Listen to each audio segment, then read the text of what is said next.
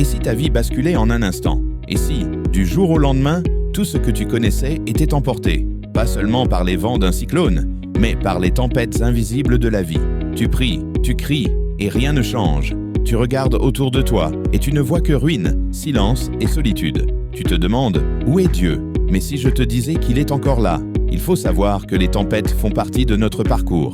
Même Jésus, alors qu'il faisait exactement ce que Dieu voulait, est monté dans une barque, et une tempête a surgi. Cela nous montre une chose, Dieu ne promet pas une vie sans vent ni secousse. Il promet sa présence au cœur même de l'orage. Et c'est souvent quand tout semble perdu qu'il agit en profondeur, même quand tu ne le vois pas, même quand tu ne le ressens pas.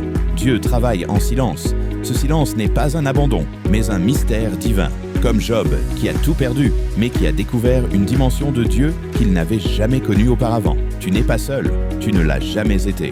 Peut-être que tu ne vois que les débris autour de toi, mais Dieu voit déjà la reconstruction. Il connaît ton avenir, même quand ton présent te semble insupportable. Ses promesses n'expirent pas dans la douleur. Il est là, fidèle, présent, même au plus fort du cyclone. Alors oui, tu as le droit de pleurer, tu as le droit de ne pas comprendre, mais n'abandonne pas.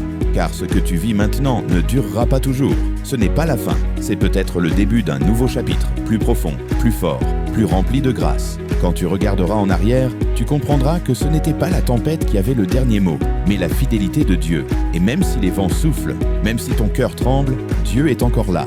Il tient ta main, il veille sur toi, et il est prêt à te relever. Ce n'est pas le cyclone qui définira ta vie, mais celui qui t'accompagne au milieu de la tempête. Garde courage, ne lâche pas.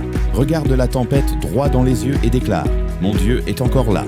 Même si les vents soufflent, même si tout semble brisé, ta foi peut rester debout. N'abandonne pas, n'écoute pas le silence plus fort que sa promesse. Dieu est encore là.